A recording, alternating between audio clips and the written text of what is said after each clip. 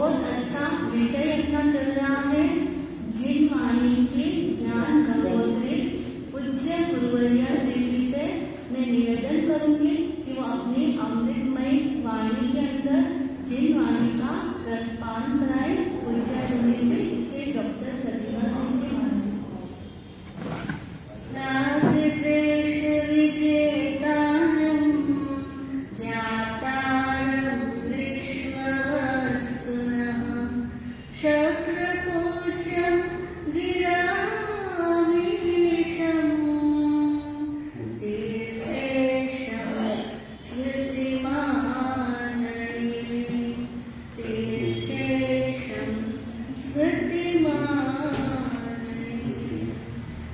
शासन पिता देवादिदेव चरण तीर्थंकर श्रमण प्रभु महावीर स्वामी परंपराचार्य वर्तमान आचार्य उपाध्याय सर्व साधु साध्वीवृंद गुरुदेव पूर्णी जी महाराज सबके पावन श्री चरणों में हृदय के आनंद आस्था के साथ कोटिशः वंदन नमः। उपस्थित धर्म श्रद्धालु श्रावक श्राविकाओं भाइयों एवं बहनों, जिनवाणी की गंगोत्री में हमारा विषय क्या चल रहा है? कल क्या सुना आप लोगों ने? चलना है वर्णन है ना। आपने कल सुना राजा खारवेल जो थे वो हमारे जैन धर्म के प्रथम शिलालेख के रचयिता है। शिलालेख लिखा गया था और सबसे पहला सेमिनार कहाँ हुआ था? सही बोला, बहुत अच्छा बोला किशोर भाई, आपने बोला ना पाटलिपुत्र में। भूल गए आप लोग ने, इसलिए मैंने पूछा क्वेश्चन। पहला कहाँ हुआ था? पाटलिपुत्र में आचार्य स्थूलीभद्र के नेतृत्व में पहला सेमिनार हुआ, पहला सम्मेलन हुआ। लेकिन दूसरा सम्मेलन जो कुमारगिरी पर्वत पर राजा खारवेल के नेतृत्व में हुआ था, उसमें और पहले सम्मेलन में क्या अंतर है बता सकते हैं आप? क्या फर्क रहा?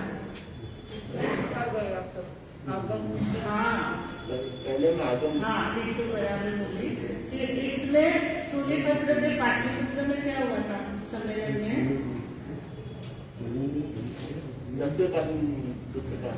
पाटलिपुत्र के सम्मेलन में कुछ भी लिखा नहीं गया क्योंकि वो 14 पूर्व 10 गुरुओं के भारत थे। उन्होंने सबने मिलकर के क्या किया? मेमोराइज किया कि अपने जो पाठ है उन सबको मेंटेन करके देखा कि सबके पास सुरक्षित है कि नहीं है। वो जो पाठ बोले गए, जो आगम के पाठ है, वो बराबर यथावत है या नहीं है, इसका उन्होंने क्या किया? सबने मिलकर के उसका निर्णय लिया, उसका परीक्षण किया और उसकी धारणा को पक्का किया कि हम जो कर रहे हैं वो बराबर चल रहा है, यथावत वो चल रहा है। इस तरह से उस सम्मेलन की भी बहुत बड़ी सार्थकता है कि उन्होंने क्या किया? शुद्ध को सुरक्षित रखा। दूसरे सम्मेलन में जो खारवेल का हुआ था, उसमें राजा खारवेल ने आगे का एक स्टेप उठा करके क्या किया? भोजपत्र, ताड़पत्र और वनकर यानी वृक्ष का जो छाल होती है उसको एक ऐसा योग्य बनाया कि उसके ऊपर क्या कर सकते हैं? लिख सकते हैं।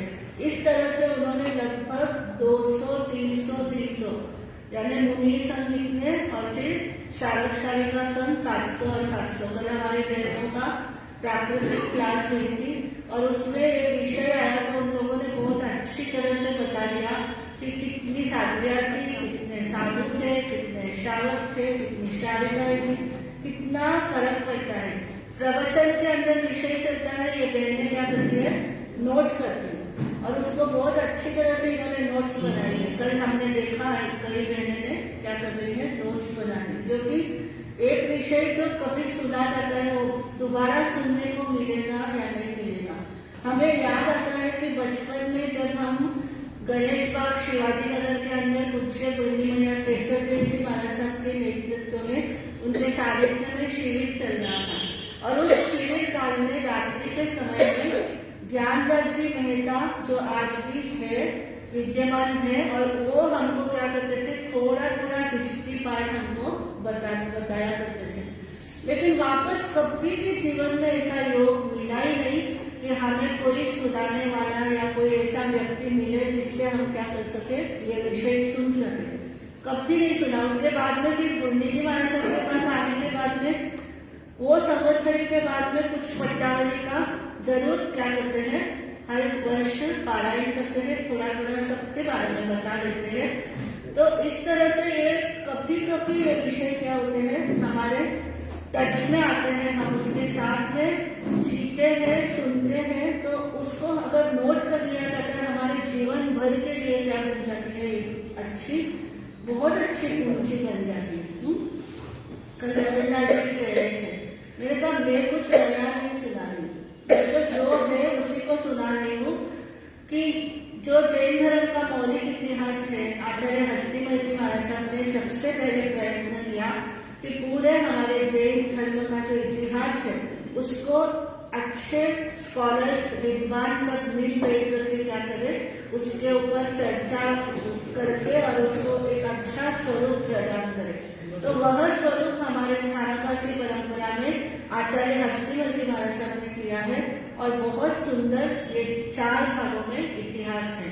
तो यह जो इतिहास का विषय चल रहा है, राजा खारवेल ने क्या किया, उसको लिखित स्वरूप प्रदान किया। तो ये जैन धर्म की एक बहुत बड़ी ऐतिहासिक घटना है कि राजा खारवेल के समय में ईसा पूर्व की 2री-3री शताब्दी के अंदर क्या हुआ था, इतिहास हमारा जैन शास्त्रों को लिखने का उपक्रम राजा खारवेल ने सम्मेलन के द्वारा किया था।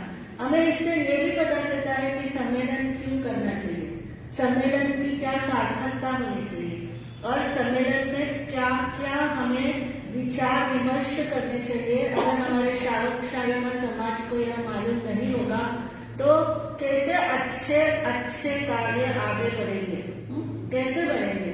क्या केवल पद और पदवियां प्रदान करने के लिए सम्मेलन किए जाते हैं? आपको यह सुनकर के समझ में आता है कि जो भी सम्मेलन होते हैं वो शुद्ध को क्या करना है, सुरक्षित रखने के दिशा में होने चाहिए। हमारे तीर्थंकरों की वाणी की सुरक्षा हम कितना कर पा रहे हैं और कितना हम नहीं कर पा रहे हैं, ये पूरे चतुर्विद संघ की जिम्मेदारी बनती है। खाली सिर्फ और सिर्फ हम क्या जितना आयोजन कर लिया और उसको पूर्ण कर लिया, उसके अंदर कितने गौतम प्रसादी कितनी हुई, कितने वहां पर प्रभावनाएं बनती गई, ये सब तो बंधुओं इस जन्म में बहुत कर लिया और पिछले अनंतानंत जन्मों में इसी को कर रहे हैं।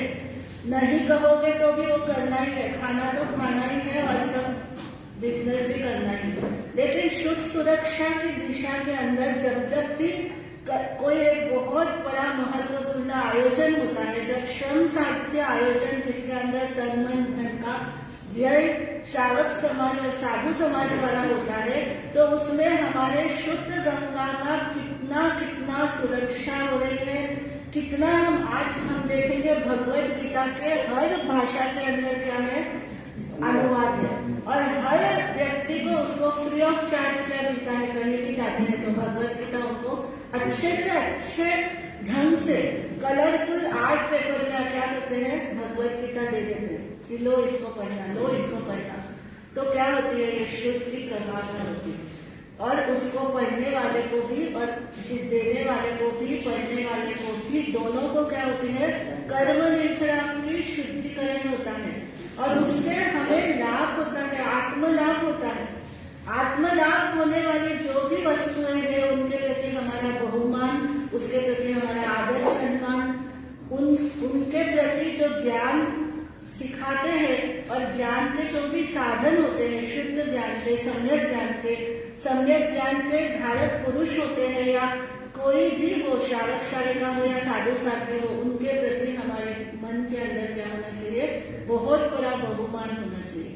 और ये इतिहास पढ़ने से हमको समझ में आ रहा है कि कितने बड़े बड़े राजा भी हैं, तो वह भी क्या करते हैं, जैसे कहते हैं ना, पानी कीजिए छान कर, गुरु कीजिए जान कर। वो क्या करते हैं, वो कसौटी पे कस करके भक्त बनते हैं और भक्त बन करके वे इतने बड़े बड़े शुद्ध कार्य करते हैं, इतने बड़े बड़े जैन धर्म के विस्तार के लिए दूर दूर सुदूर प्रांतों के अंदर हिंसक को अहिंसक बनाने का प्रयत्न करते हैं। इसको कहते हैं कि जैन धर्म की प्रभावना करना। तो हम जब सुनते हैं तो हमें समझ भी आती है कि इस तरह के जो हमारे आचार्य हुए हैं, पूर्वों के धारक आचार्यों के बारे में हम चर्चा कर रहे हैं। तो खारवेल के बाद में कि श्यामाचार्य ने जो रचनाएं की वो भी आपने सबने नोट की है, कल बहनों ने बताया भी कि प्रज्ञापना सूत्र की रचना की, द्रव्यानुयोग के वो बहुत अच्छे ज्ञाता थे और उनका ही दूसरा नाम क्या था, कालकाचार्य प्रथम, श्यामाचार्य का। उसके बाद में क्या हुआ कि कालकाचार्य के जो अन्य है इंद्रदिम्न आदि गुरु भाई उनके हुए थे, उन्होंने भी क्या किया, अनेक प्रकार से उन्होंने भी मंत्रवादी बनकर के जैन धर्म की प्रभावना की। कोई विस्तृत वर्णन उनका प्राप्त नहीं होता। उसके बाद में कालकाचार्य द्वितीय हुए। तो ये आचार्य समुद्र के आचार्य काल के अंतिम समय में, यानी फर्स्ट शताब्दी के बाद, प्रथम सेंचुरी यानी वेद निर्माण 5वीं शताब्दी में द्वितीय कालकाचार्य हुए थे। तो इनके ये जो द्वितीय कालकाचार्य हुए, ये वेर सिंह राजा जो धारावास निवासी है, सुरसुंदरी रानी है, उनके पुत्र है, यानी राजकुमार है कालक। और उनकी जो पुत्री या उनकी बहन है वो सरस्वती नाम था उनका। सरस्वती और कालक दोनों भाई बहनों में सभी कार्यों को साथ साथ करने की प्रवृत्ति थी। कहीं जाना हो, कहीं आना हो, कहीं उपदेश सुनना हो या कोई भी मनोरंजन के कार्य के लिए जाना हो, तो दोनों भाई बहन साथ साथ में जाते आते थे। तो एक बार उन्होंने मुनि महाराज का सत्संग प्राप्त किया और उनका उपदेश सुना, उनको वैराग्य हुआ दोनों को, और दोनों ने भी क्या किया, दीक्षा धारण कर ली। दीक्षा धारण करके वेद निर्माण 453 में उनको आचार्य पद की प्राप्ति हुई। और उनके पास शिष्य आते थे तो क्या होते थे, शिष्य टिकते नहीं थे। तो इसलिए वो सोचते थे कि मेरा निमित्त ज्ञान शायद अच्छा नहीं है, मुहूर्त वगैरह देखने का दीक्षाओं के आयोजन में संभव है, मेरे ज्ञान में क्या है, कोई ना कोई खोट है। तो वो उसी निमित्त ज्ञान को सीखने के लिए आजीवकों के पास गए। अब ये आजीवक जो है एक मत है जो भगवान महावीर स्वामी के समय में जमाली ने इसको किया था। उनका ही जमाली ने यह मत स्थापना की थी। जमाई ने गोशाला ने भी क्या की थी, इस मत की स्थापना की थी।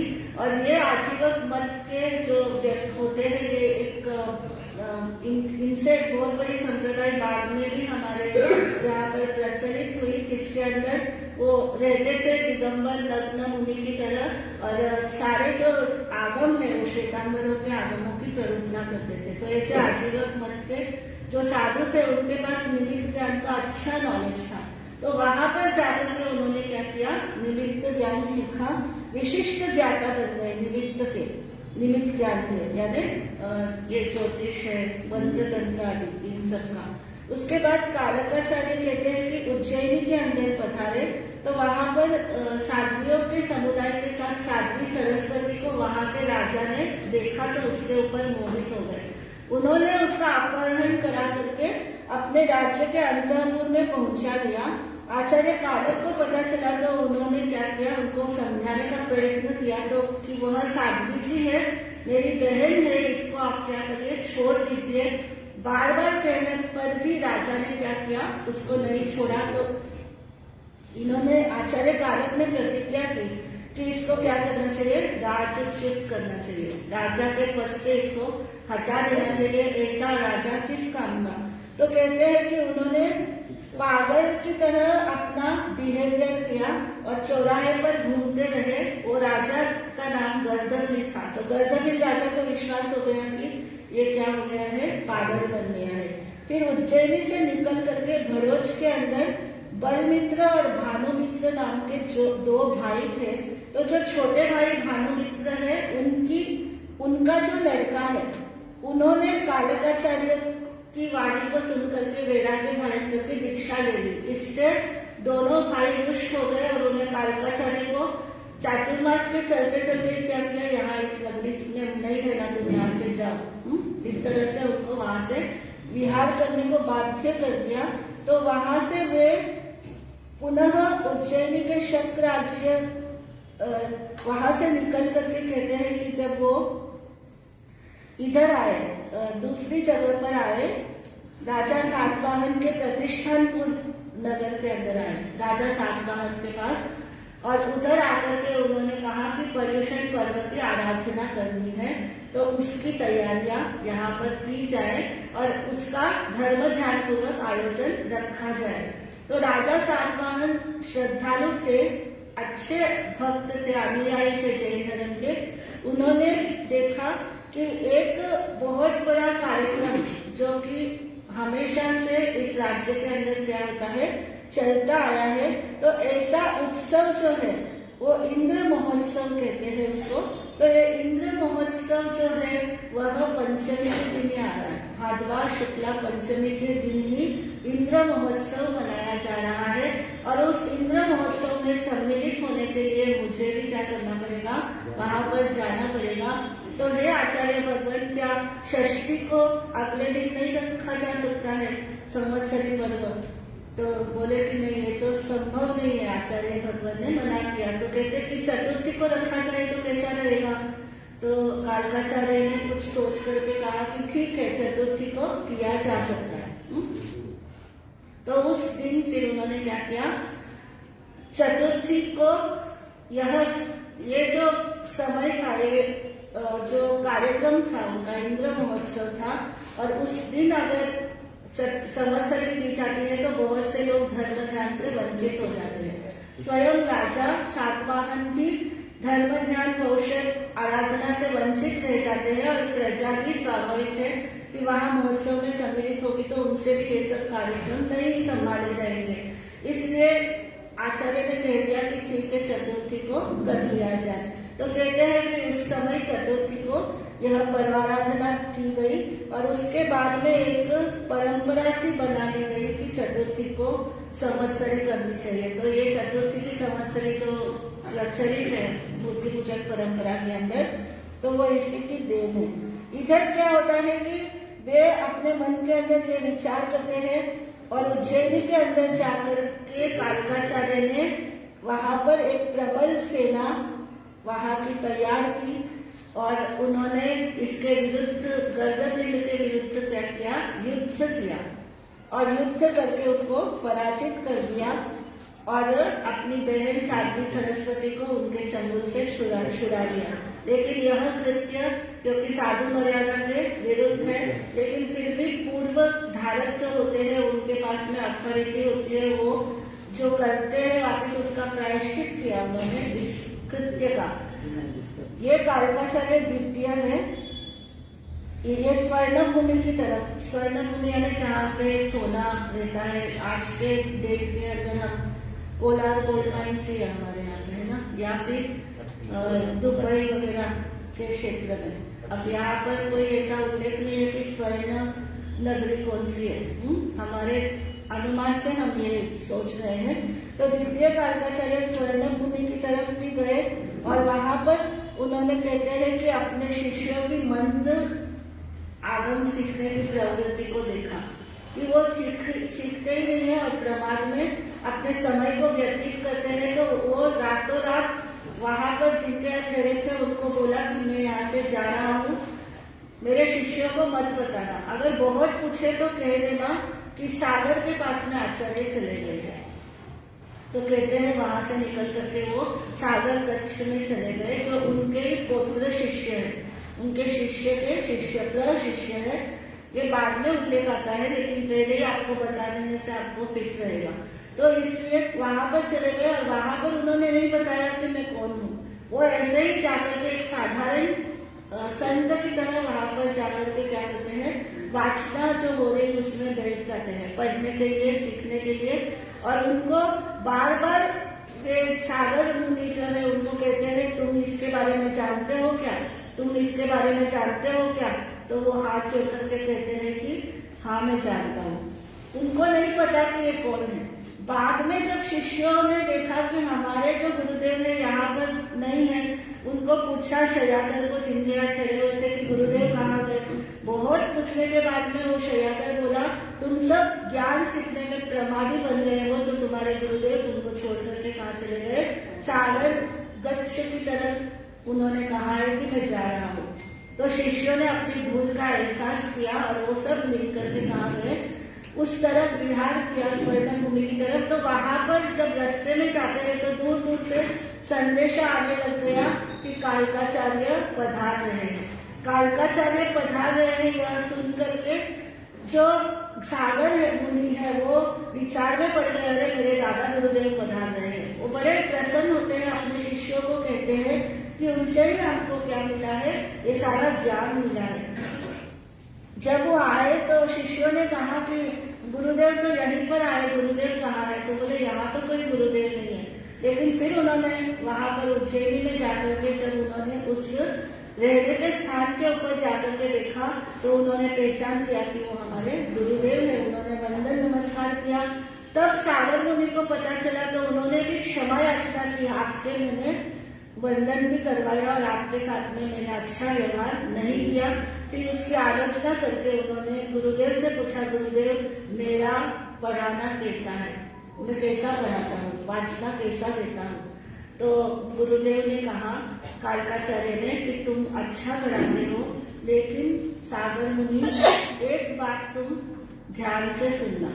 उन्होंने क्या किया, रेती लेकर के मुट्ठी के अंदर उस रेती को एक दूसरी तरफ गिराया, फिर उस दूसरी तरफ से उठा करके तीसरी तरफ गिराया, तीसरी से उठा करके चौथी तरफ गिराया और कहा देखो अब इनमें कुछ परिवर्तन तुमको नजर आता है?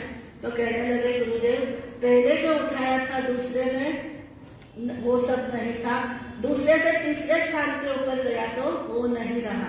तो गुरुदेव ने कहा कि देखो सागर मुनि, ये शुद्ध के ऊपर तुमको आता है ये बहुत अच्छी बात है, तुम ज्ञानी हो ये बहुत अच्छी बात है, लेकिन तुम्हारे अंदर जो अहंकार आ जाए, अहंकार अगर आ गया तो क्या हो जाएगा, तुम्हारे ज्ञान का विकास अवरुद्ध हो जाएगा। आज तक हमने जो भगवान महावीर की वाणी को सुना है, समझा है या धारण किया है, उसके अंदर पता नहीं कितना तो विलुप्त हो गया है, कितना तो खो गया है, कितना तो नष्ट हो गया है, कितना धारण किया हुआ है, यह भी हमको समझ में नहीं आता है। तो फिर हमेशा इस बात को ध्यान रखना कि कभी भी ज्ञान का ध्यान नहीं करना, अहंकार नहीं करना, क्योंकि वह अगर हो गया तो तुम्हारी ये वाचना की प्रवृत्ति में भी क्या हो जाएगी, इसमें भी ढेर आ जाएगा। वो सीधी श्रोताओं को या शिष्यों को मंत्र मुग्ध करने वाली नहीं बनेगी। तो इस तरह से श्यामाचार्य द्वितीय का एक बहुत बड़ा योगदान है। वो वहां उनके बाद में शांडिल्य गच्छ हुआ और उसके बाद में जो आचार्य हुए विक्रम की प्रथम शताब्दी में आचार्य वृद्धवादी हुए। कहते हैं आचार्य वृद्धवादी भी आचार्य स्कंदिर से उन्होंने श्रवण दीक्षा धारण की थी और वे पढ़ते थे, सीखते थे। तो सीखने के समय में उनको जोर जोर से बोल करके ही याद होता था या वो स्मरण में रख पाते थे।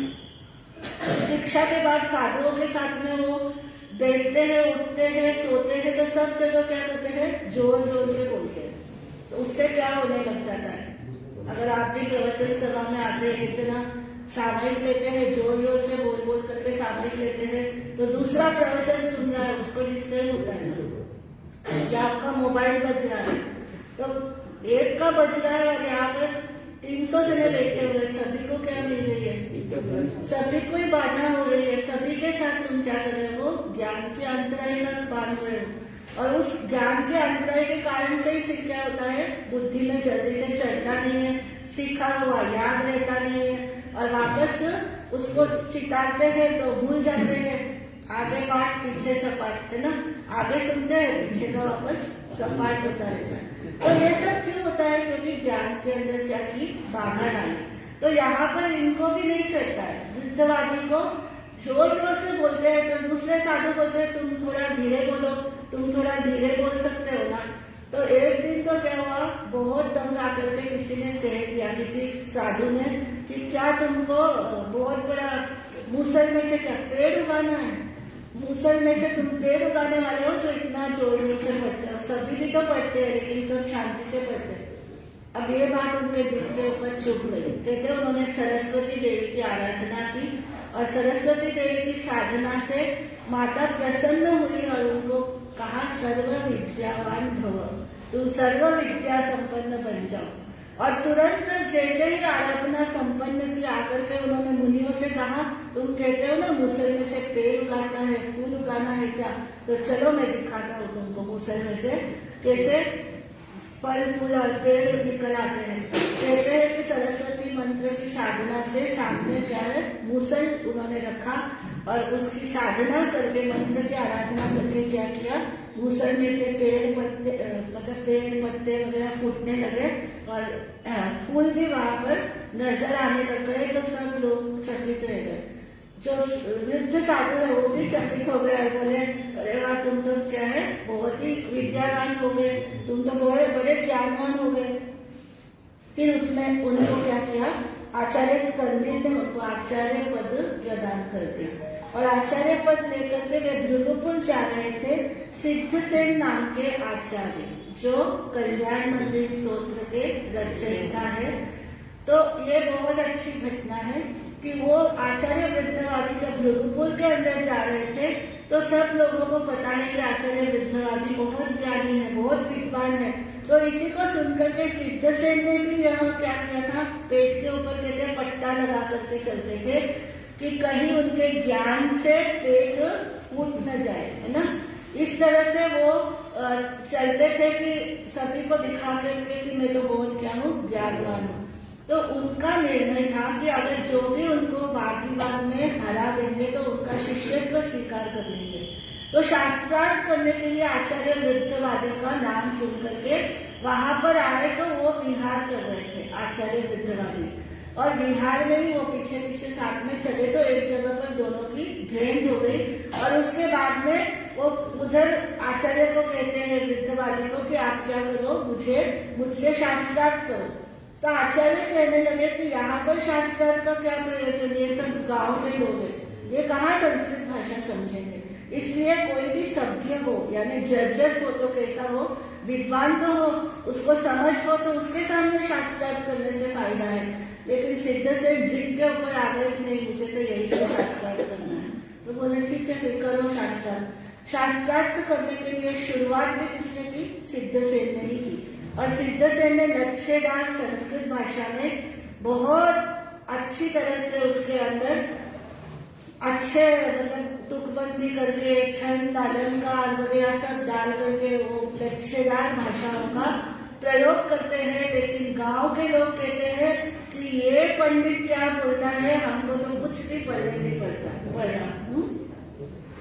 फिर वृद्धवादी ने देखा कि ये कैसा समय है और कौन से लोग बैठे हुए हैं। तो वक्ता को श्रोता को देख करके उन्होंने निर्णय लिया और उन्होंने बहुत सरल सीधी समझ में आने वाली अच्छी भाषा में उन्होंने अहिंसा के बारे में, दया के बारे में, सत्य बोलने से उसका क्या फायदा होता है, ये सारी बातें उन्होंने बहुत अच्छी तरह से समझाई।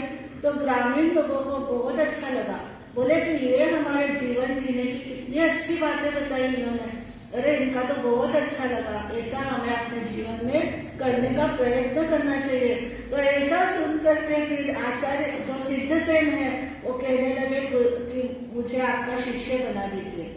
वृद्धवादी बोले कि यहाँ का शास्त्रार्थ कोई शास्त्रार्थ नहीं है, चलो शहर में जाएंगे, वहां पर जाकर के किसी अच्छे विद्वत समाज के सामने शास्त्रार्थ करेंगे।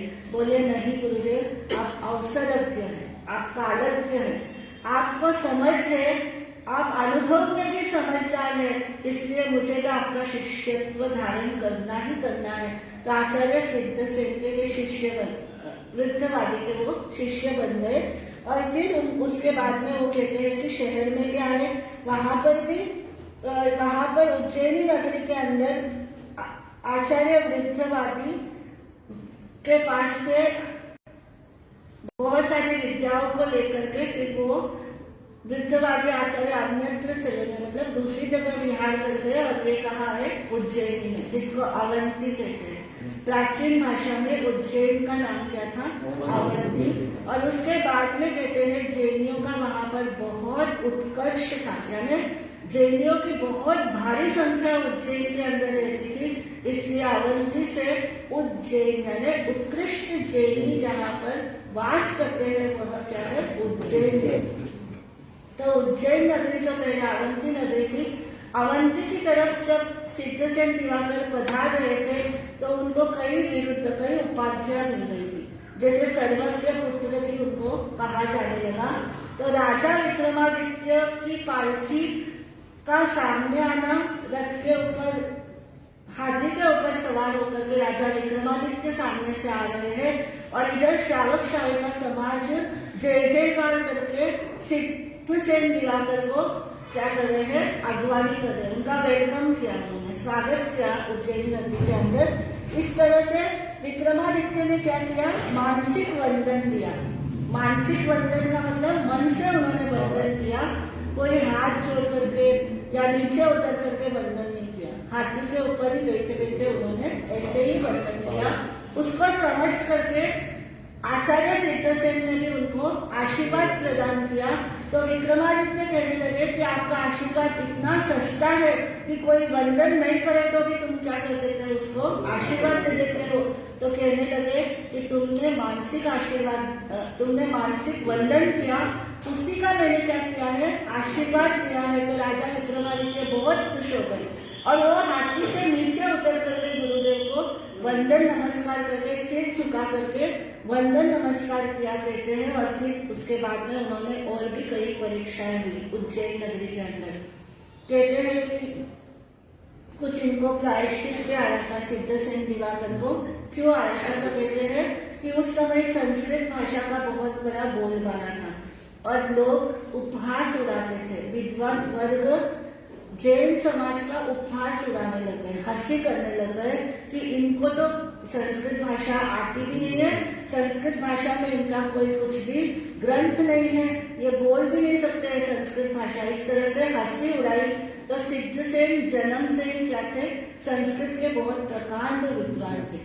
इसलिए उनको ये बात चुप गई और उन्होंने नमो अरहत सिद्ध आचार्य उपाध्याय सर्व साधुभ्यो नमः, इस तरह से उन्होंने बोल दिया। मतलब नवकार मंत्र का उसका संस्कृताइजेशन करके उसके अंदर जब उन्होंने बोल दिया और गुरुदेव से कहा कि गुरुदेव हमको इस प्राकृत भाषा का क्या कर देना चाहिए, संस्कृत में भी इसका अनुवाद करके इसको भी बोलना चाहिए। तो गुरुदेव बोले कि तेरा ये बोलना भी दोषपूर्ण है, क्योंकि ये भगवान का अनादि अनंत काल का नवकार महामंत्र है और यह इसी तरह से सभी तीर्थंकरों के समय में प्रचलित हुआ है, इसी तरह से चलता है। तो कहते हैं कुछ उनको प्रायश्चित भी दिया गया इस बात के लिए, केवल इतने से के लिए उनको प्रायश्चित प्राप्त हुआ। और इस तरह से वो छद्म वेश के अंदर विचरण कर रहे थे। हाँ, आज प्राकृत की जब क्लास ली थी महासती जी ने कल को भी बताया था, ओम नमो अरहम अरहत्यो नमो नमः, ओम नमो सिद्धेभ्यो नमो नमः। तो ये क्या है, ये संस्कृत भाषा का है। लेकिन संस्कृत भाषा के अंदर नवकार मंत्र होने के बावजूद भी संस्कृत में ये मंत्र दीक्षा नहीं दी जाती है, संस्कृत में इसको पढ़ा भी नहीं जाता है। लेकिन एक सिद्धसेन दिवाकर के मन के अंदर भी ऐसा कोई दुर्भाव नहीं था। उनको तो ये था कि इनको भी क्या करना चाहिए, दिखाना चाहिए कि हमको भी संस्कृत आती है।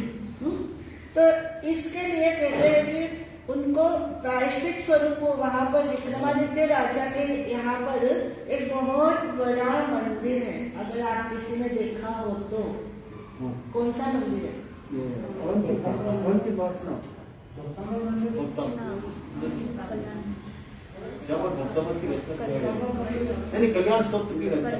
हाँ, नाम क्या है उस मंदिर का? अवंती पार्षद तो अनुमान से बना दिया है, उस जगह पे रियल मंदिर नहीं है, महाकाल मंदिर है। शिव जी का महाकाल मंदिर ऐतिहासिक है, हिस्टोरिकल है, बहुत पुराना है। तो वहां पर जाकर के सिद्धसेन दिवाकर उस शिवलिंग जो कि बहुत पूजनीय और है, वहां पर जाकर के बैठ गए और उसको वंदन नमस्कार दे के आराम से पैर पसार करके बैठ गए और अपना अपना ध्यान में लीन हो गए।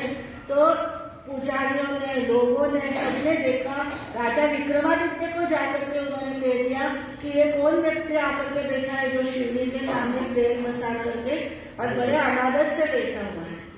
तो उस विक्रमादित्य राजा स्वयं आए और उन्होंने पूछा कि तुम कौन हो और तुम इस तरह से क्यों व्यवहार कर रहे हो, तो क्यों नहीं तुम वंदन नमस्कार करते हो शिवलिंग को। उन्होंने कहा कि ये शिव जी, ये शिवलिंग क्या करेंगे, उस भगवान के नमस्कार को स्वीकार नहीं कर पाएंगे।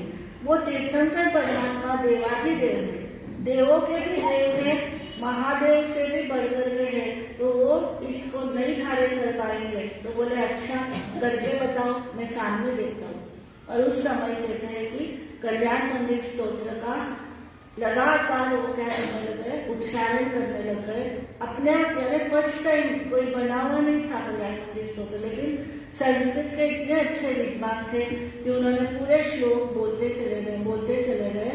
और फिर 11वां श्लोक जब हुआ, 11वें श्लोक के अंदर यस्मिन् हर प्रभृतयोऽपि हर प्रभाव सोऽपि त्वया रतिपति क्षपित क्षणेन विद्यापिता हुतभुज पयसार्थेन प्रीतम न किं तदपि दुर्धर बालवेन। कहते 11वां जब श्लोक पढ़ने लगे तो शिवलिंग में से क्या निकलने लगा, धुआं निकलने लगा, अग्नि प्रज्वलित हो गई और उसमें से स्फुलिंग निकलने लगे और वहां से पार्श्वनाथ भगवान की प्रतिमा प्रकट हुई, ऐसा कथानक है।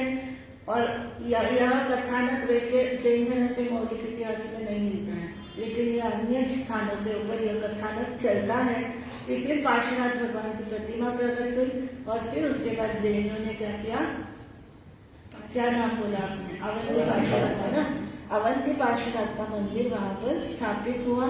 तो इस तरह से विक्रमादित्य राजा जो है वो भी कई तरह की परीक्षाओं के अंदर जब देखा तो वहां पर कहते हैं कि सिद्धसेन को 2 विद्याएं भी प्राप्त हो गई।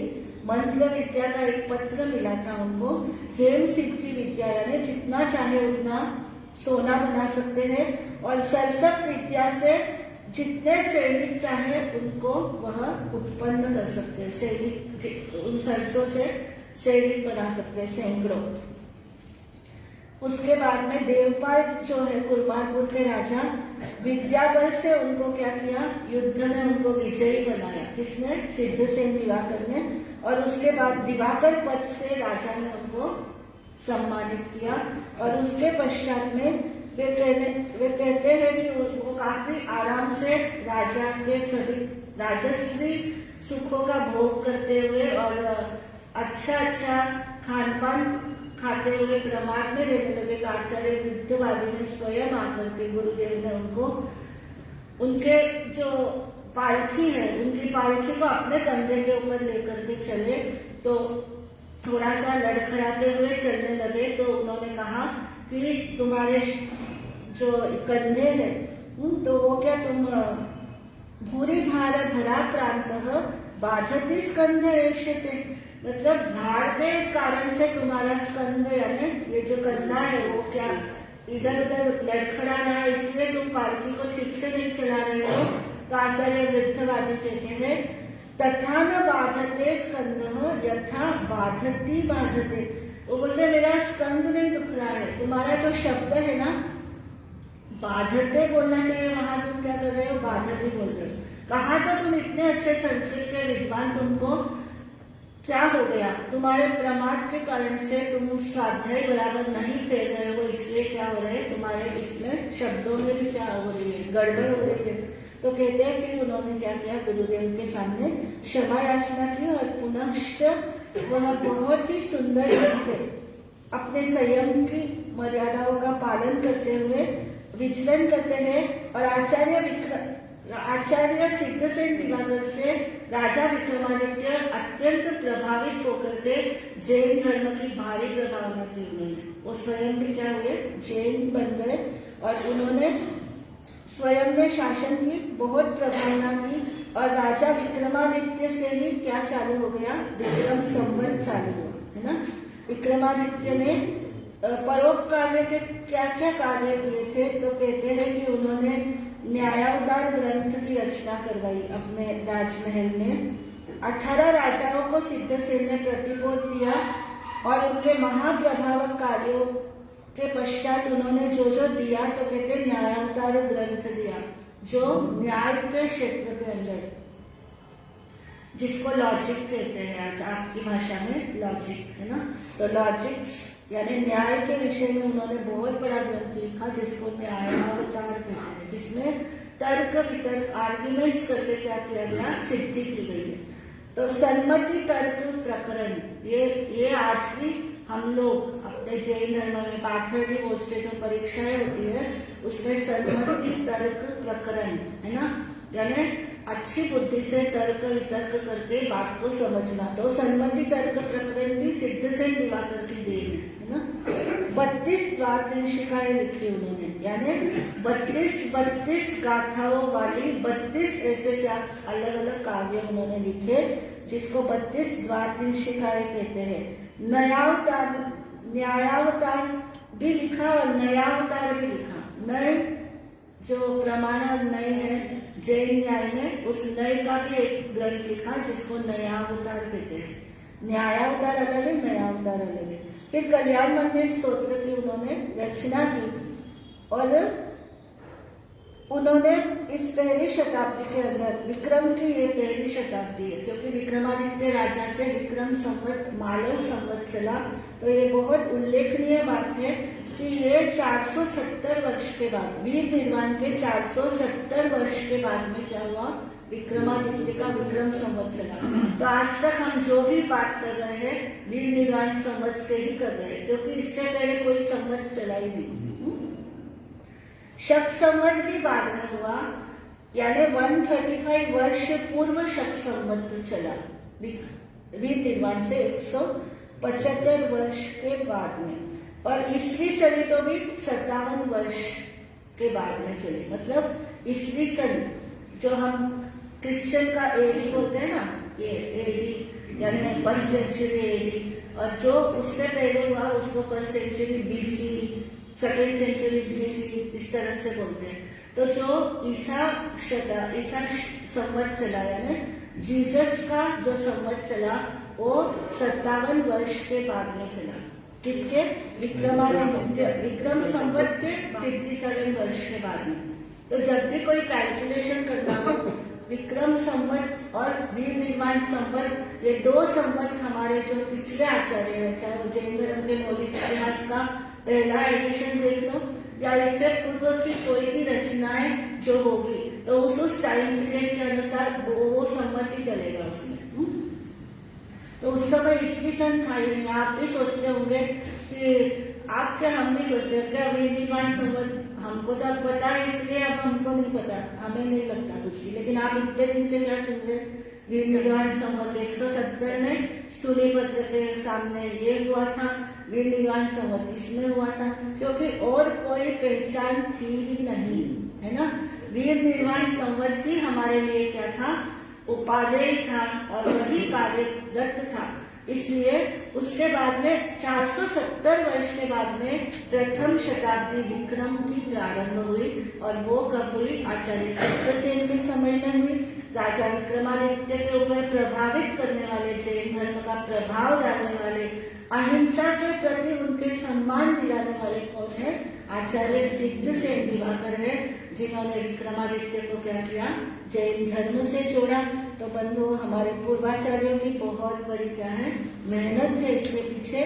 उसके बाद में कहते हैं आचार्य नंदिल हुए थे, नहीं उसके बाद में आचार्य खपुट हुए थे। खपुट भी बहुत विशिष्ट विद्याओं के ज्ञाता थे। कहते कि आचार्य खपुट ने भी क्या किया, अपने विद्या बल से उन्होंने बौद्धों को भी क्या किया था, हरा दिया था। उनका शिष्य था भुवन मुनि। भुवन मुनि ने भी बौद्धों के विरुद्ध क्या किया, बहुत सारी विद्याओं में तर्क वितर्क करके उनको पराजित किया। वो समय था बंधु, वो शास्त्रार्थ का। आप कहेंगे इससे हमें क्या फायदा, लेकिन वो एक समय था कि जो यानी लगभग 8वीं शताब्दी से, ये तो उससे भी पहले की बात है, ये तो विक्रम की प्रथम शताब्दी है, उससे पहले की बात है।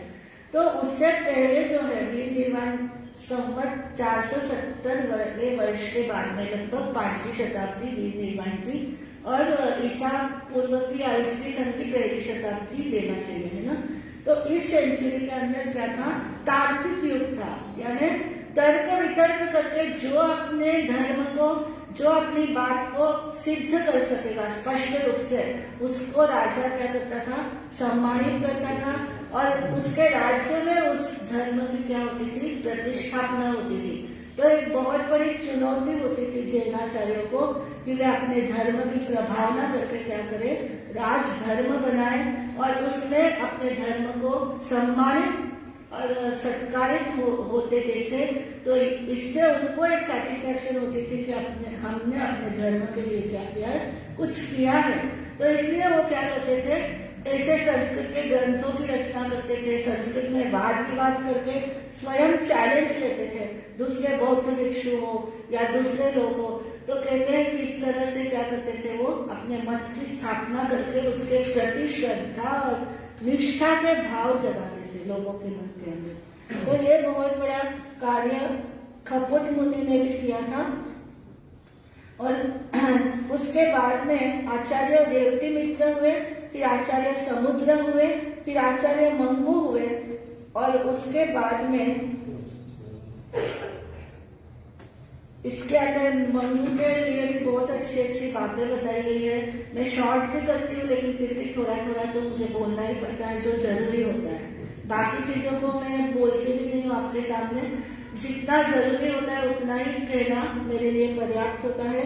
तो आर्य मंगू का भी, और उसके बाद में आर्य वज्र स्वामी हुए, आर्य नंदिल हुए। इन्होंने क्या क्या दिया, फिर आचार्य पादलिप्त सूरी हुए। ये इनके पास ऐसी ऐसी कुछ विशेषताएं थी जो हमको पता चलनी चाहिए। लेकिन आज में समय भी हो गया है और थोड़ा सा 2 मिनट हमको सूचनाएं वगैरह भी देनी होती है, उसके लिए रखना होता है। तो मैं अपनी बात को यहीं पर समाप्त करती हूँ। महासती जी, हाँ, आज हमारे यशवंतपुर क्षेत्र के अंदर लगातार बाहर से श्रद्धालु भाई बहन आते रहते हैं।